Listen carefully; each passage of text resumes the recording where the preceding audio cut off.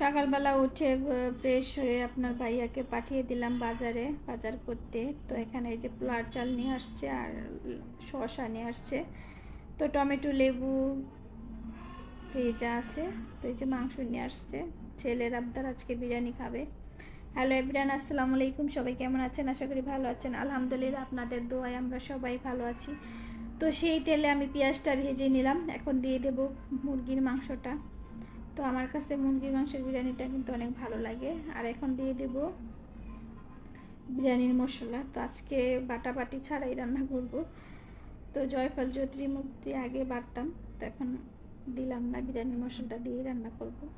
তো কালারের জন্য একটু হলুদ মরিচের গুঁড়া দিলাম, লবণ আদা রসুন বাটা দিয়ে দিলাম। দিয়ে যে কষানোটা কিন্তু হয়ে গেছে। তো অনেক সুন্দর হয়েছে, তাই না? তো নিজের প্রশংসা নিজেই করতেছি। তো ওই যে পোলার চালটা ধুয়ে রেখেছিলাম, সেই চালটা এখন দিয়ে দিব। দিয়ে ভালো করে নেড়ে চেড়ে দিব। আর অন্য চুলায় আমি পানি গরম দিয়ে দিছিলাম, তো সেই পানিটা এখন দিয়ে দিব।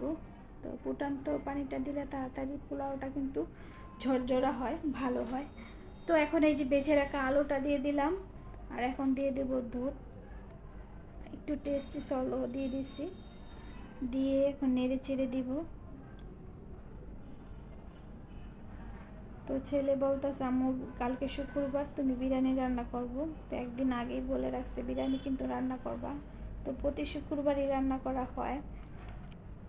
তো এখন দিয়ে দিলাম কাঁচামরিচ, দিয়ে ঢেকে দেব। তো এই যে ফাইনাল লুক, প্রায় সিদ্ধ হয়ে গেছে। এখন একটু নেড়ে চেড়ে দমে দিয়ে দেব, চুলাটা কমিয়ে।